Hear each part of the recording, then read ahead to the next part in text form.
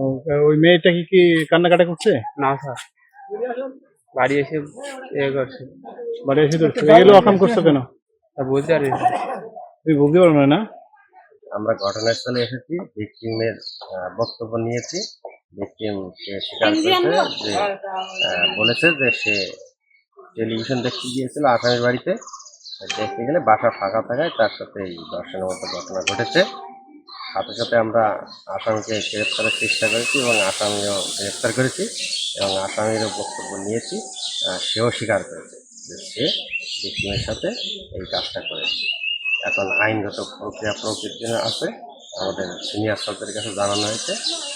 আশা করি দেশের যে প্রচলিত আইনের যে শাস্তি আছে আমরা সেটা ন্যায় বিচার দেওয়ার জন্য সর্বদা চেষ্টা করি। আমি ধান মার করতে গিয়েছিলাম, এখান থেকে আসি আমি বাড়ি এসে বলে চাল তুলতেছি, যখন আসি আমার মেয়েটা কানতে বলতেছে যে জয়ন্ত আমাকে এই করেছে।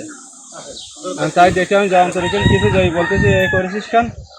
তা প্রথম বললো কিছু বললো না, তারপরে আসি আমি আসার সাথে সাথে বলতেছে যে করেছি, ভুল হয়ে গেছে। আমি এইটার যাতে আর বাংলাদেশে এরকম ঘটনা না ঘটে সেই বিচার, আমি সুস্থ বিচারটা যাতে যা হলে হয় সেইটা যেন আমি পাই। মেয়ে ধরতে কান্তি কান্তি আসছে, বলছি মা কি হয়েছে?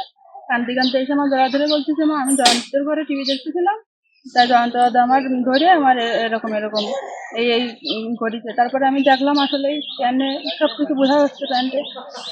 তারপরে হচ্ছে কি মেয়ে কান্তিছে, ব্যথা করতেছে, যন্ত্রণা করতেছে, ছটফট করতেছে। আর আমি চাই যে এরকম আমার মেয়ের সঙ্গে যেরকম হয়েছে এটা তো কখনো মনে করেন কোনো কিছুতে তো পরিশোধ করা যাবে না। আমি চাই যে আমার মেয়ে যেরকম হয়েছে এরকম যেন আর কোনো বাচ্চার সঙ্গে যেন এরকম না হয়।